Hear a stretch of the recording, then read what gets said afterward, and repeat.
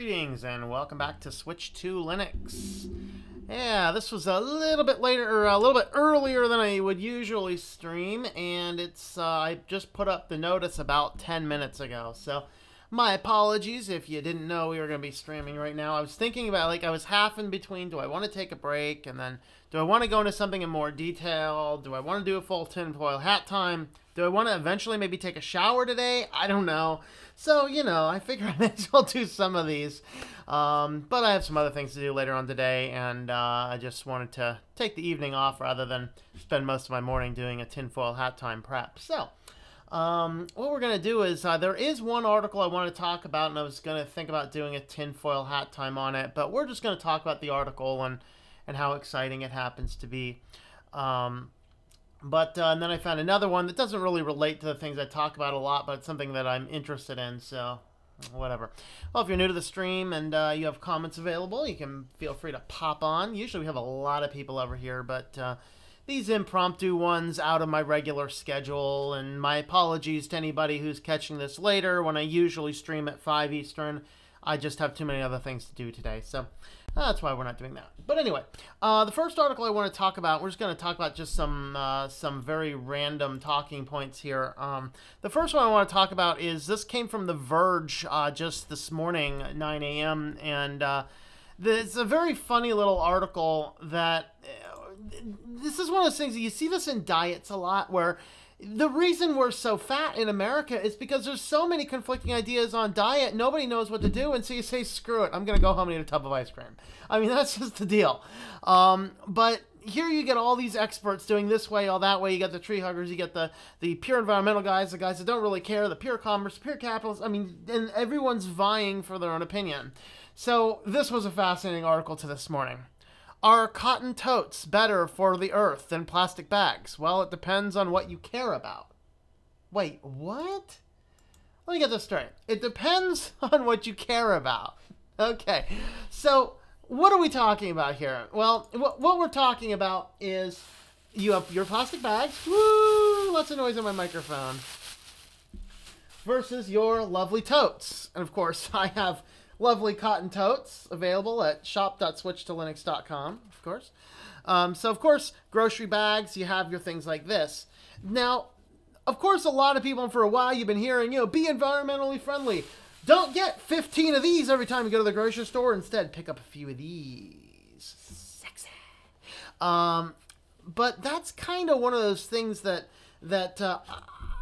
I've used totes for about a decade now, and it's not because I'm a crazy tree hugger, but at the core of it, we all do need to do our part. And I'm not going to believe some little research that says hundreds and hundreds and hundreds and hundreds of these is better for the environment than a bag. Now, this right here is the only one of these bags I've ever actually bought. All right. I did have to buy it for myself. It's crazy, I know. But when you have these bags, they are so widespread now. They're so cheap now. Yes, we get that you need to grow a field of cotton and do fertilizers and all this other stuff and blah, blah, blah. But here's the reality, is after a decade of using these, I have thrown away my first one. My second one is about to be thrown away, and I still got 5 or 6 more of them. Like I said, this is the only one I bought. We get bags, we get packs. If you go, one of the ones that I carry around now came from the Business Expo. I spoke at a Business Expo talking about web design and modern trends about a year ago. So, of course, I get a tote from one of the guys because people give these things away for advertising. Hey, I'll take your bag, sure. Because I have one from my bank. I have one from them. The two that I threw away were from scientific conferences I went to like a decade ago. I have, let's see, I think a few of them I got from my mother. She had them from shopping New York or whatever, and so I have a few of those. So I literally have like 10 of these things in my car, and I just keep them in my car so that when I go shopping, however, depending on how big my list is, I'll grab, 1, 2, 3, 5 of these things, take them into the store with me, and that way I don't end up with a pile of these every time I go to the grocery store because these pile up. Now, of course, despite being single-use bags, we know that we don't generally get these and throw them away. I mean, I use these to line my trash can. Actually, I usually have it lining my trash can. I don't right now for some reason. But I use them to line the trash cans, carrying things around, whatever else. So I have a few of these. I probably only have about 15 of these because I don't get bags when I go to the grocery store. I throw everything in the cotton bags. Now, of course, another factor that we have to be concerned about with the cotton bags is you got to make sure you wash them, particularly if you put like raw meat in here and you're dripping chicken goo at the bottom. Get some little salmonella down there, and then you throw on your fresh vegetables, and then you're eating your fresh vegetables being all healthy, and you're dying of salmonella because your chicken grease got to the bottom of this, didn't wash your bag. Make sure you wash your bags. But regardless, this article came out basically saying, well, this study came out and said that, you know, Denmark's Ministry of the Environment and Food said that the plastic bags are better for the environment than the organic cotton tote bags.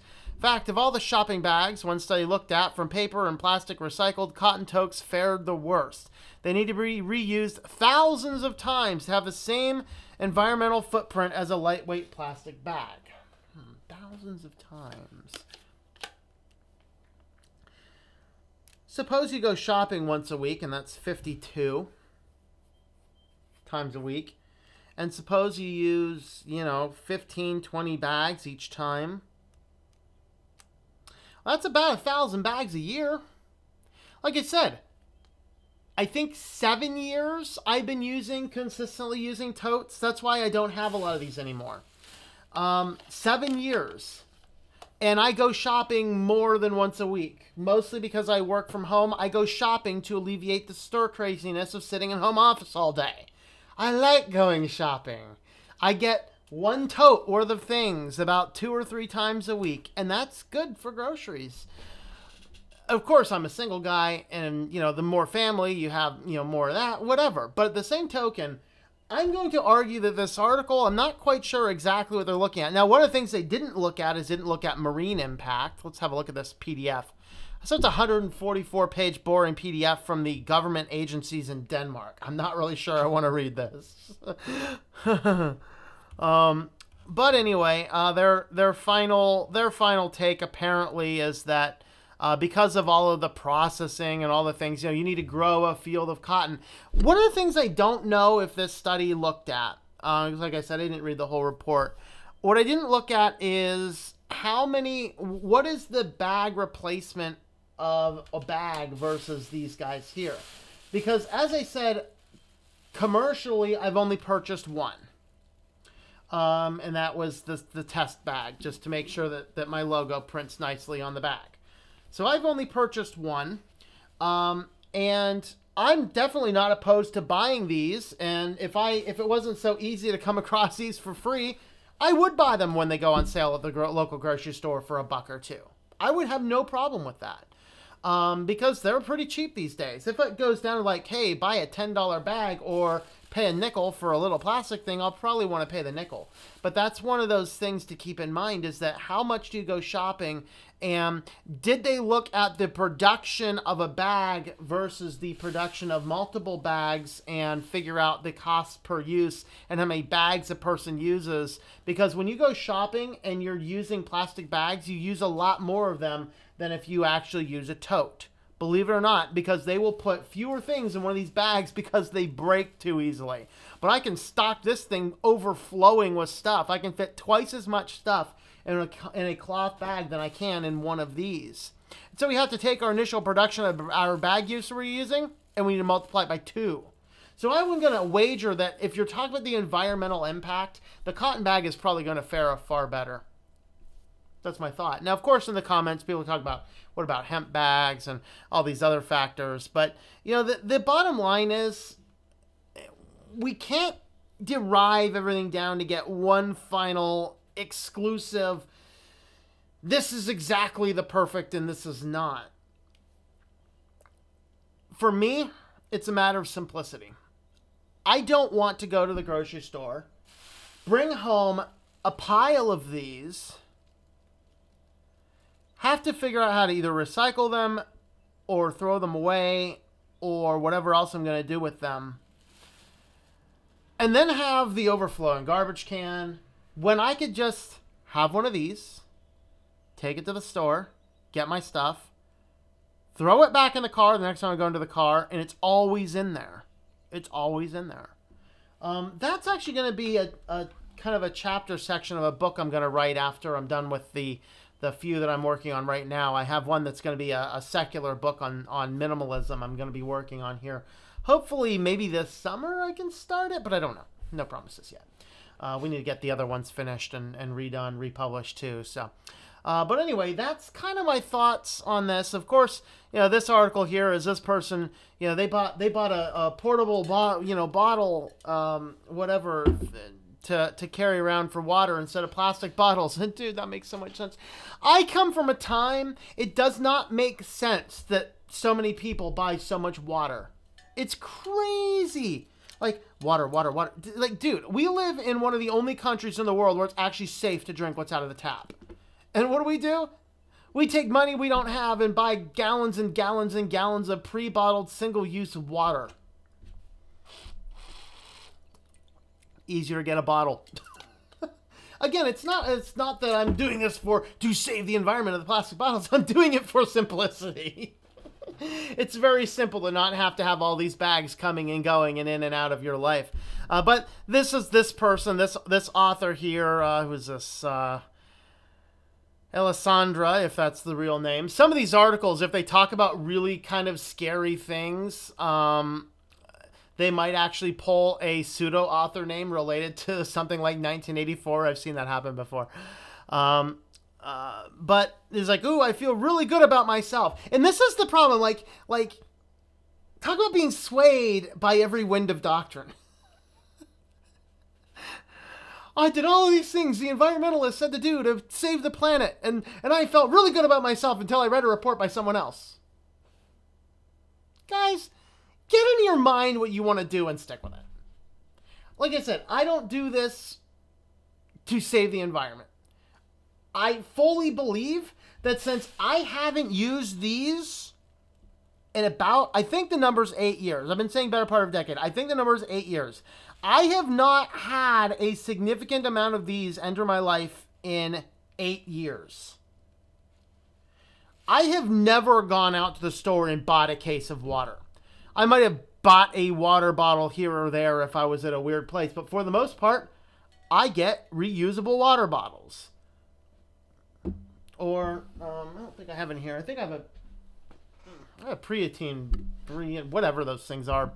Big, indestructible water bottles around here somewhere too. But I use things like that. I don't go out to the store and get coffee in paper cups. I use my own travel mugs. Stuff like this. It's a matter of simplicity. I'm not swayed to go, ooh, I'm going to go do this because, it's like following the latest health trend because Dr. Oz says to go do it. No.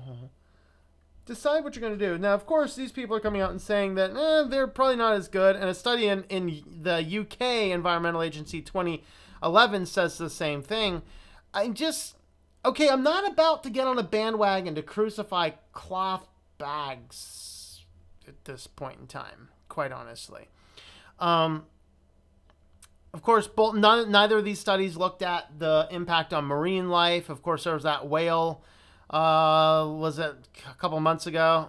Last month, dead whale found in Spain had more than 60 pounds of plastic waste bags in its stomach.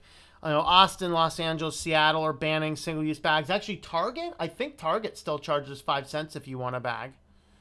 I can't remember for sure, but like I said, I haven't used them for a while, but it's kind of what I remember hearing something about. But I don't know, what do you guys think? Do you use plastic bags? Do you buy water bottles, or do you use water bottles, things like that? Let me know. Let's jump on over to the comments real quick. All right. Hardly an environmental issue anymore when you get charged per plastic bag. Hey, Omar. How's it going there? You hate shopping? I don't mind shopping at all. It gets me out of the house.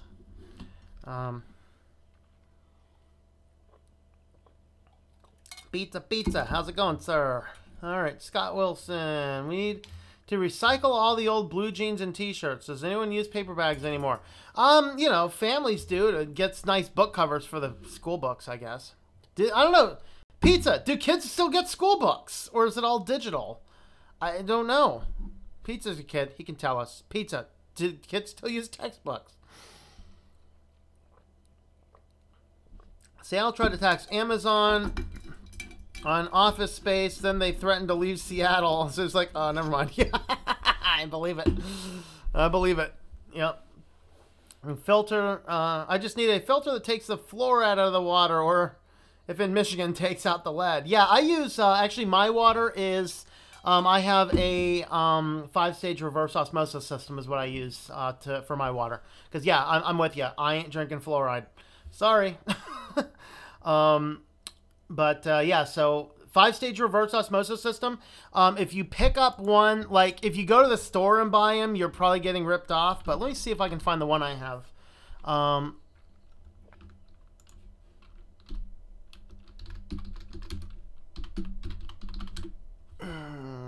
Okay. And the thing is that there's tons and tons of companies that sell these, and they're all exactly the same system. It's just different branded. I got mine from a company in California, I think. I forget the exact company name, but this one here is essentially what I have. Very easy to install. So of course you have your it's technically it's 4-stage, but it calls itself 5. So you have this one here as a sedimentary filter, which is going to get out any of the big stuff like, you know, Michigan, your, you know, solid blocks of lead. And then you have 2 carbon filters, stage 1, stage 2 carbon filtration. This is basically taking into account in chemistry kind of a field called chromatography, where if you pass it through a filter once, it's good, but if you pass it through the same filter twice, it's better. So you get a sedimentary to take out the big stuff. You do 2 carbon filters.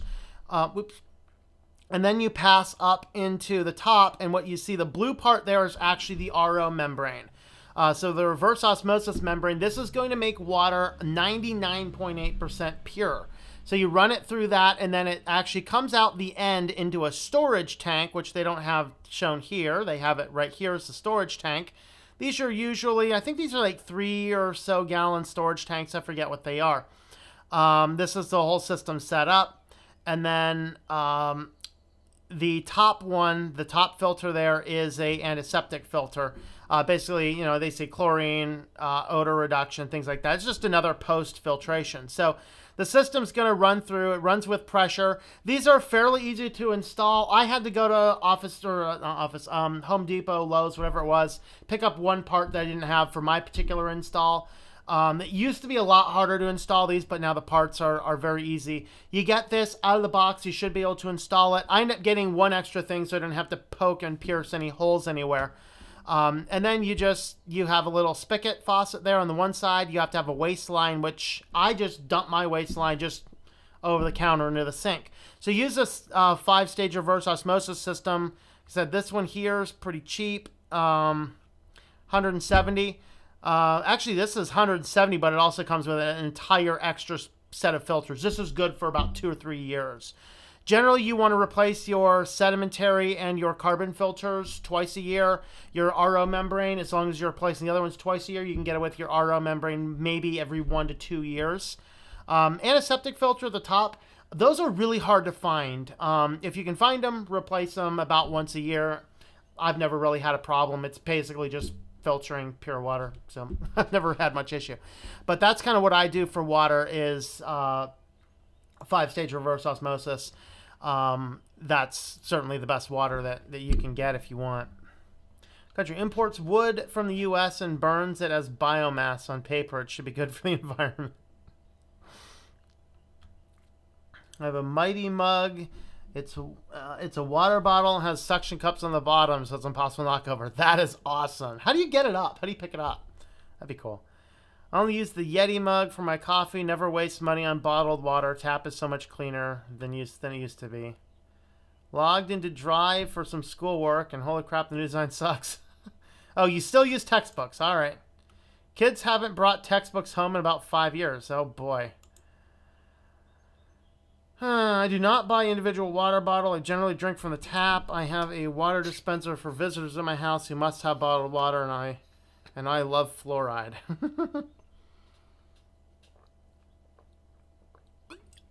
Hello, cats. How's it going?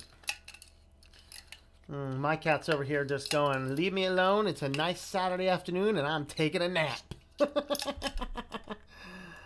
Yep, there's the life of the kitty right there. Life of the cat. Cat. Kitty cat. Kitty kitty. Hey, you. Cat. Cat. I don't know. He's dead to the world. He's alive, I promise. I can see him breathing. Oh, boy. Oh, boy. Oh, boy. Pick up like a normal cup. It's magic. That's cool. All right. Next article. This one's I was thinking about doing a tinfoil hat time on this particular article here, but this is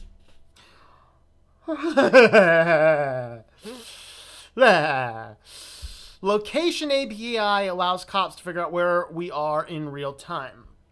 So this is a company called Securus. Takes no steps to verify that uploaded documents, in fact, provide authorization.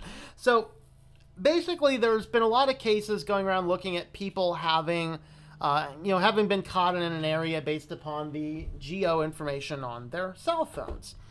And so it's become this kind of hot topic issue, figuring out what is it that we do. Do we allow police to view information? Is our location data ours, or does it belong to the telecom company? If it belongs to the telecom company, it doesn't matter if they have our permission. They just get what they want. If it doesn't belong to the telecom company and it's ours, then they should, in theory, need a warrant. But there's several cases going through the courts right now looking at this, particularly this Carminer versus United States, where this guy was caught because he happened to be in the vicinity of a crime, 3 separate crimes at the time they happened.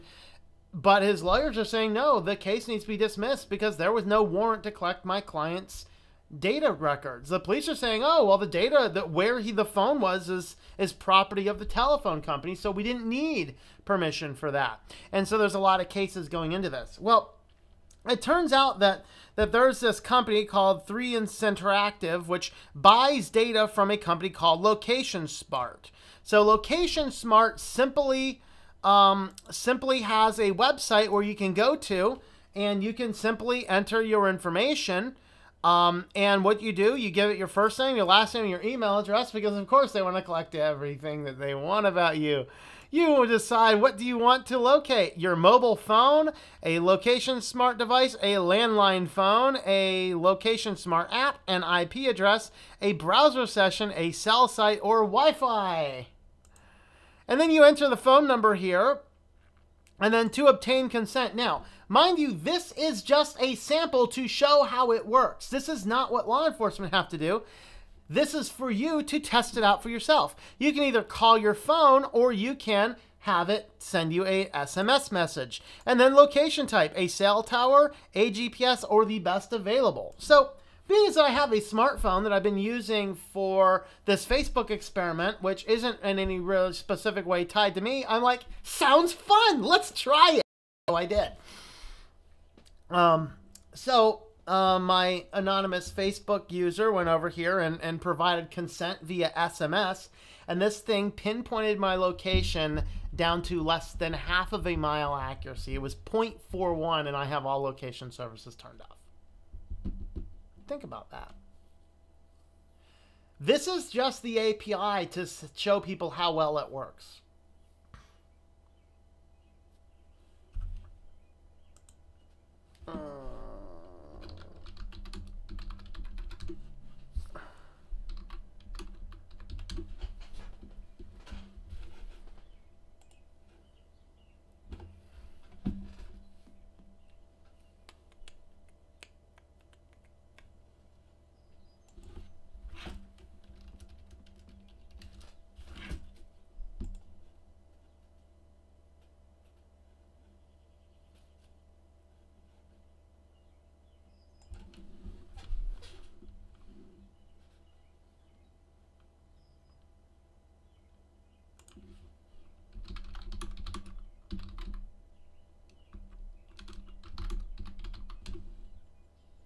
All right, I think we're back online.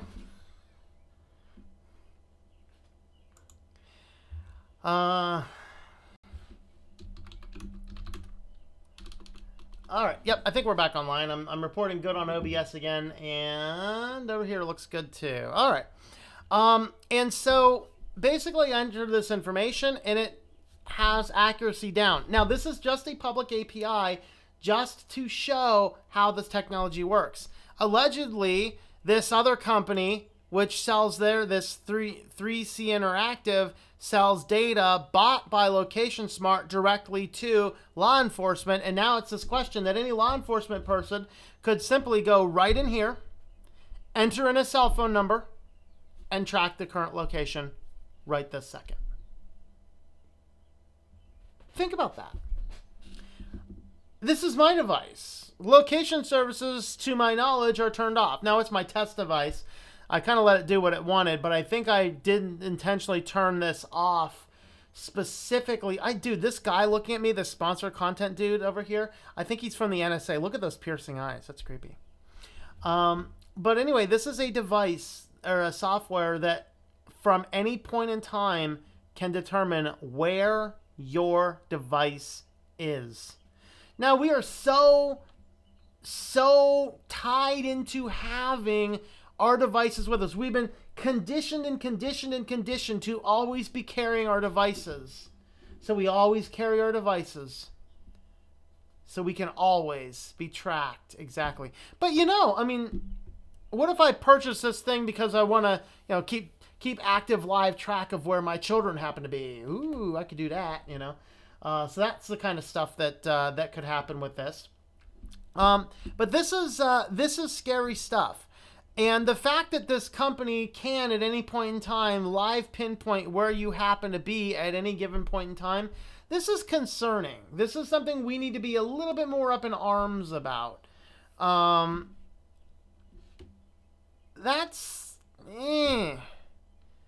Yeah, this is scary. What do you guys think of that?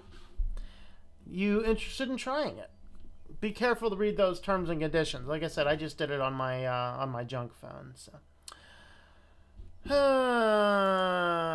Total OS Today is in the house. Greetings, sir. How are you this lovely Saturday afternoon? Oh boy.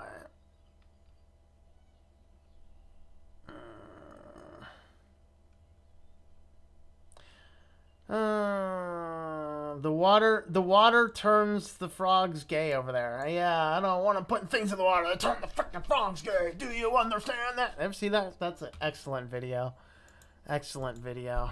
Excellent video.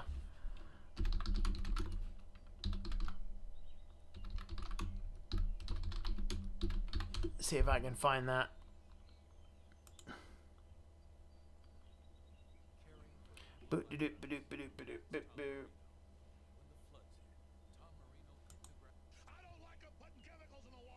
Yeah, I'd have to, whoop, wrong button. I'd have to go back and retool my thing to let audio through something. But excellent video here. Let's go ahead and change my sound settings real quick. I think that's the one I want to use.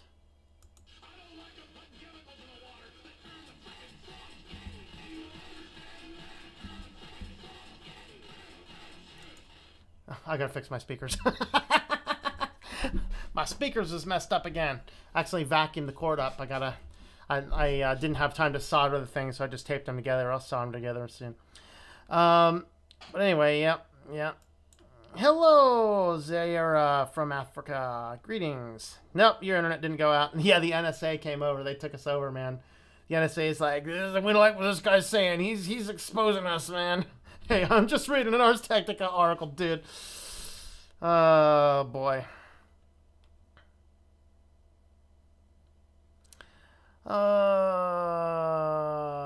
What's a nice free drive alternative? Nextcloud. Do Nextcloud. That's the best one to do that I found. Mark Yates, greetings. AI, once it hits fourth gear, brace yourselves. The future is now. Cats. Cats likes KDE Neon. Yeah, KDE Neon's pretty good. Being connected all the time is one side effect of the coin, and the other side of the coin is no privacy. Yep. Even if I give up my smartphone, I'm still going to carry a cell phone of some kind for emergencies. Back in the early 2000s, ran out of gas in the middle of nowhere long before I got a cell phone. Yeah, the best thing is get your phone and just, you know, like, and this is something I do occasionally. I don't really want to take calls. I'm not really expecting a call from anybody. Turn the thing off. And then if you have an extra layer of tinfoil hat around your head on a regular basis like I do, you might get just, hold on, let me grab a little tin here. Just grab yourself one of these little tins. This one is from some old cookie tin. And I don't think this phone fits in here, but you want to get one that your phone will fit in. Just slide your little phone right inside the tin. Not even the iPhone fits in this one. And then put on your nice little lid. This is a full Faraday cage. No signal will get in and out of this. Of course, not if the lid pops. This one's actually what I use for, I store little drives in here or things. But literally you could wrap your phone in a layer of tin foil. Or you can buy a Faraday box. Or just get a little rectangular tin that your phone will fit into, set that in there, and the thing will not have any type of ability to transmit that data back and forth either way. You look batty with this hat and the beard. Yeah. See, if I should let it grow out. Had call boxes back then. Yeah, that's the thing, is back then there were phones. Like, do you guys know the safest town in Pennsylvania? It's Morris, Pennsylvania. Little village, probably only, I mean, if 1,000 people live there, I'd be shocked. They got like 3 phone booths in that little town with 1,000 people. I'm telling you what, Clark Kent lives there. I know it. That is where Superman has been hiding out. It is the safest town in America. How about Librem phones? If anything out of the phone coming out, it won't track. Well, here's the thing. The thing that I just showed, that does not work on your phone GPS. That is tied to your cellular carrier. If you can use your phone to make a phone call, it knows your location. So the Librem 5 phone, it'll find it. The only thing you can do is, like I said, you got to keep the phone off, keep it in a Faraday box. That's the thing. If you could take the phone off and take the battery out, that's an option, but a lot of these phones don't do that. Nextcloud is only 1 gigabyte. LOL. Well, it's a pretty small application, yeah. The Linux Kid, shout me out. I'm a 15-year-old fan from the Philippines. Greetings, Linux Kid. Here is your shout out. Let me have a look at your channel. Do you have a channel? Linux Kid does not have any content. All right. Well, Linux Kid, there's your shout out. Pizza? Why'd you delete Linux Kid's message? Okay. Once you put your SIM card in that phone, you're going to get tracked. Your provider has all the data. Not all the data. It has your location data. And anything else you might store to the SIM card.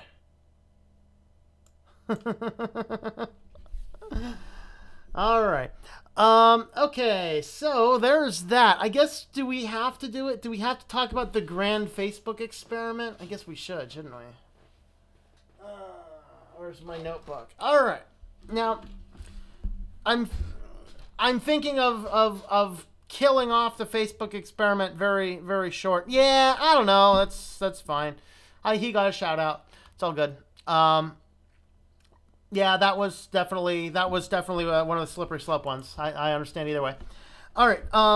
So Facebook experiment. So of course I did about a week of this thing being in total silence. Here's my results being in total silence.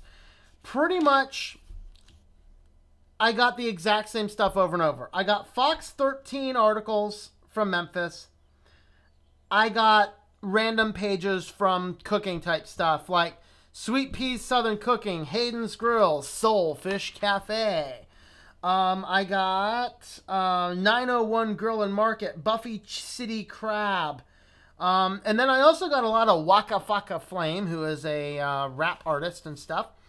And that's pretty much consistently all I got. Now, I probably introduced a little tiny bit of error when I decided partway through I was going to say, okay, I actually got to the bottom. I couldn't get any more content. It's like, you need to add more friends. So I went into what they recommended as friend requests, and I was like, okay, click this person, click this person, click this person. Just kind of pick some random friends to like. Don't do that. Ever since then, and I have been exposing it to conversations, we've talked about art, we've talked about mature subjects, we've talked about anime. Ever since that time, the only thing I am getting is links to porn on Facebook. So why anybody, like, if there's a take-home message, I would not let my children on Facebook had I had children here. Simply because it is too open of an environment, and they are not doing a good enough job regulating the pornographers off of the thing. That's all I'm getting on there right now. I'm not even getting ads for the TV shows anymore. All I'm getting now is just links to porn from Blogspot. So Google and Facebook, y'all both know to clean up your act a little bit. And that's kind of all I'm getting. That is all I've gotten since I started phase 2. Talking in the vicinity of the phone about, I mean, I thought there might have been some correlation between the adulty content and the links I started to get, but there seems to be no other correlation. So as of now, it is inconclusive whether they're pulling data from the microphone. It's just a nest of porns. That's it. So I would look at this and go, you know what? Maybe we need to start regulating Facebook as if it's adult content, because if you just turn on Facebook, let it do its own thing, all it becomes is just a nest of porn. Now, if all you're doing with Facebook, if you're regulating Facebook, if you're truly only allowing people you legitimately know, you probably won't have that experience. In fact, I did have a Facebook account for a while. I never encountered any of that crap on it because I only allowed people into my network that I actually knew. I only liked people that I actually knew, whether I knew them. A few people I might have known from online, but it wasn't like, you know, 1 or 2 interactions online on an anonymous forum. It was actually people I had interaction with, maybe clients from across the country, things like that. Also, you know, I would make sure that my profile wasn't publicly available. But it seems as though the average person who doesn't necessarily know as much about it and just get on Facebook and, okay, let's see what Facebook has to offer, the natural tendency just moves you towards a whole bunch of scams, spams, and porn. So that's pretty much all Facebook is. It's useless. I wouldn't let family on it until they're over 18 because, frankly, as far as I'm concerned, all you get on Facebook, unless you are really rigorous with it, is adult content. And I'm not going to advocate for anything that would potentially give a 13-year-old boy access to that kind of stuff. That is less than 2 weeks. That's every single post I'm getting is just links to, it's a Facebook post linking to a Blogspot post linking to porn. That's all it is. Everything now. In fact, the last time I did tests, I think I did not do any yesterday. So the 10th was the last time I did some tests. I saw one ad for food, Tokyo and Beijing Asian cuisine, and every other story that I randomly rolled into,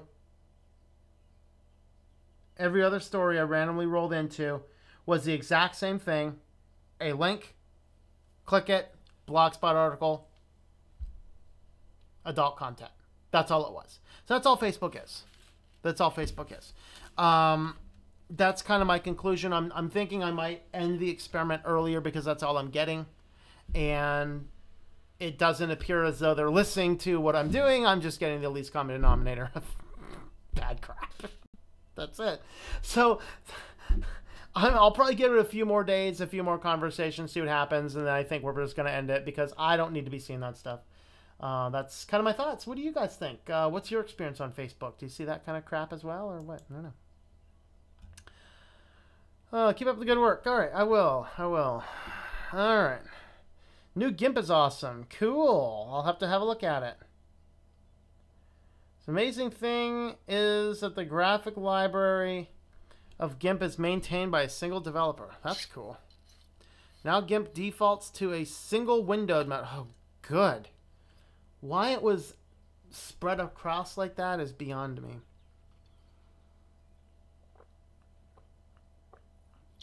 All right. Well, folks, I think we've gotten to the bottom of that. Let's do a last call for comments, and then we are going to go ahead and feed the kitty.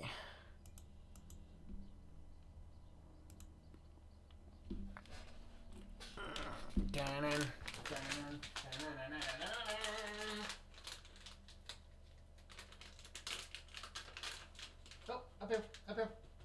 You gotta come up. You gotta come up. Nope, you gotta come up. There you go.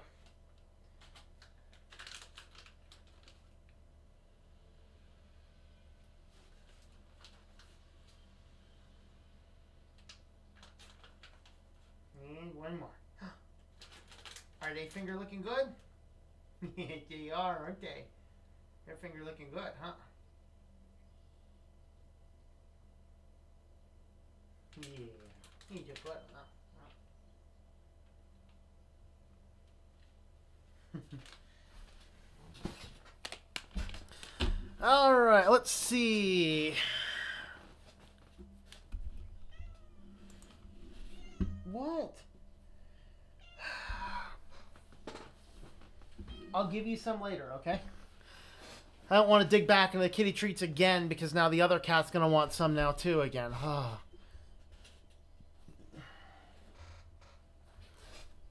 right. Wife just had her SD card encrypted by clicking an external link on Facebook. Yeah, don't do that. I'm going to make an article on it. Good.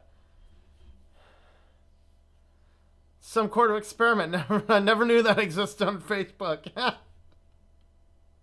Do you have much experience with XFCE? I have on my old 32-bit laptop, and memory usage is very low. Now I installed it on my main desktop, and memory usage is insanely high.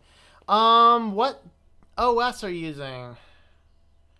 I know it's XFCE, the desktop, but what operating system? Yeah, I don't know what would be causing it to be that high.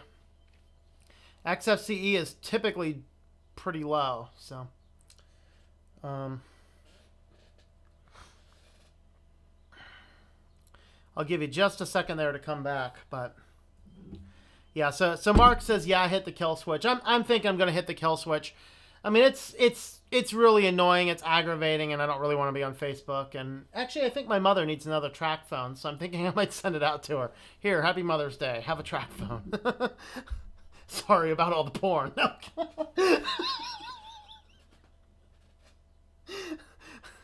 Yeah, I won't contest if this one gets demonetized. I'm not going to contest it. But no, that's the problem. Is that's a dangerous thing in our society, and that's all I'm seeing on Facebook. So, kind of take home message. Ubuntu 1804.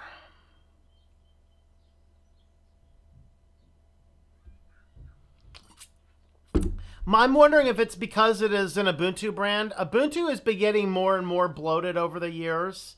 Why don't you look at these startups, see what all applications are booting up. My guess is it sounds like maybe a bunch of things are booting up. Like Ubuntu has the popularity contest, it has Whoopsie, it has AppPort. All of these things perpetually run in the background. It's the telemetry collecting stuff. You might want to look into seeing if those are there. Can't wait until KDE updates to the 1804 base. Any news on Mint 19? Mint 19 should be out. They're saying, now they're not going to release it until they're ready to release it, but they are projecting mid-May, so in the next week or two for the beta to come out. and then once the beta is out, probably about 2 or 3 weeks for the final release. So probably by June is when we should expect to see Mint 19, and does not have any of the telemetry stuff that is in Ubuntu. They have come out and said they are taking every bit of it out.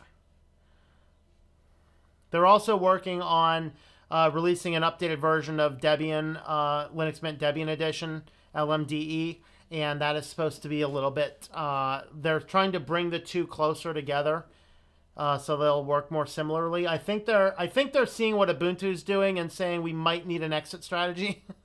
I don't know. Firsthand how dangerous it all is. Yeah, it is. It's a major societal issue, and yeah, it should be blocked. Why I'm getting it, I have no idea. Straight Debian, hate Ubuntu, and the million spins. Yeah, I like Debian. Actually, I'm going to try and recompile this new phone operating system on Debian. I could not do it on Ubuntu 18. Manjaro XFCE is well-polished distro. Yeah, check out Manjaro's XFCE as well, because that's pretty light as well. I think my old computer can run more than I thought. Probably. All right, folks, I'm going to jump off here. We're going to wrap this up, and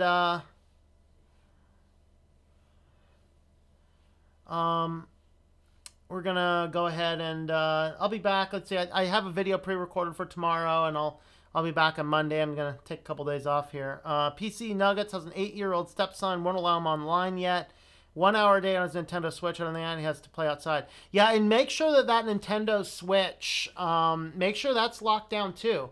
On your home network, go ahead and block that from the internet unless there's a reason to. I was, when I was doing camp counseling, about a decade ago, I had a 12-year-old boy was addicted to pornography. He was watching it on his Nintendo at that time. Was it, what one was it? I think it was his what was the one of that one? Whatever the Nintendo was 10 years ago, the little pocket handheld Nintendo, he was using that to watch porn because it could get on the internet. You gotta watch that stuff. It's all over, and yes, it changes your brain chemistry. It is bad. But anyway, with that being said, we're gonna jump off here. Have yourselves a wonderful weekend, everybody, and we will catch you later.